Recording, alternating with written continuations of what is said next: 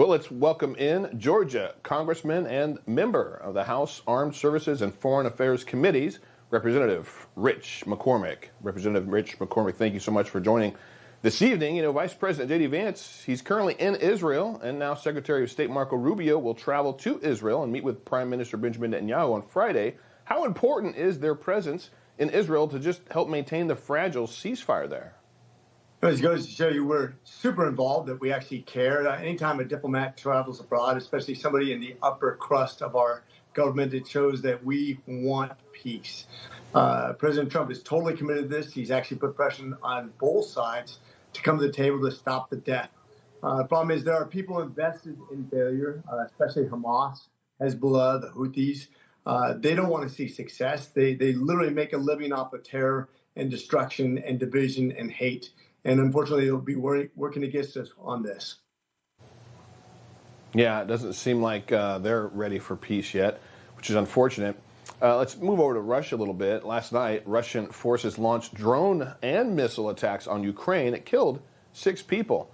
This latest attack comes as a scheduled meeting between Putin and Trump in Hungary has been put on hold. Congressman, in your opinion, what does all this mean for an eventual end to the war in Ukraine?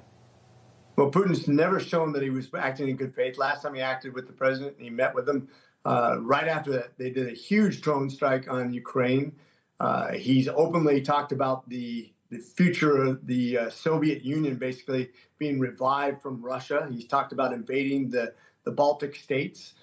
He has never acted to end this war or even to slow it down at all. I've said for years now, when Biden was president, if Biden wasn't president, we probably would have never had this to begin with. But quite frankly, because of his weakness, this has been dragged out this long. We've waited far too long to sanction these guys. We should cripple their economy. They have a $2.17 trillion GDP.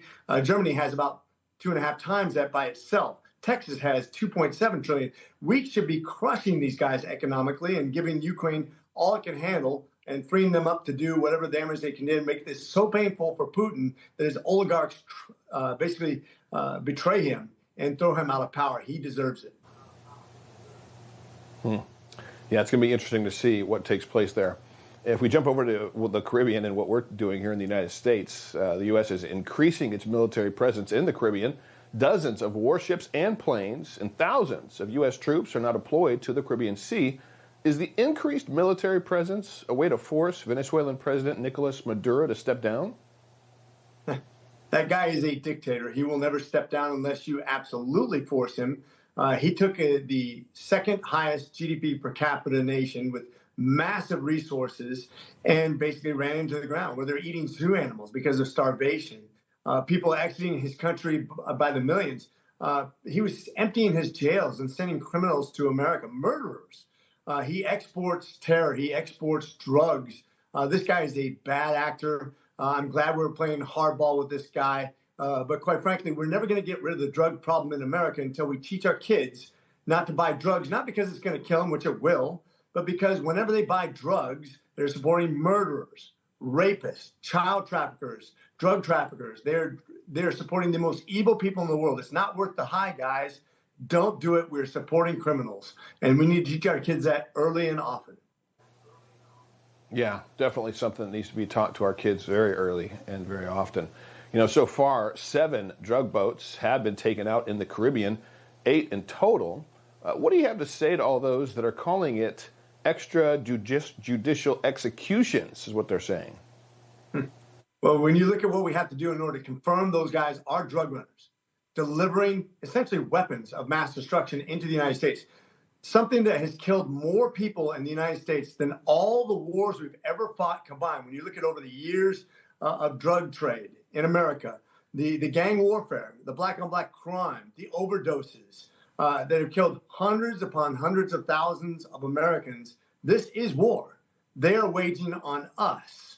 If you think that we have to risk sailors and Marines' lives, special force lives to board these ships and to actually go through the judicial process where they can be put in jail, then exported to these countries, then let back out again to do the same thing, that's not a good tactic. This is the time to act and act with good faith to the American people to do what's right for us, American first policy. as well, but they're always going to find something to be upset about, especially when our president's just trying to make America safe again. You know, last week, Trump confirmed he'd authorized CIA covert operations on Venezuelan soil.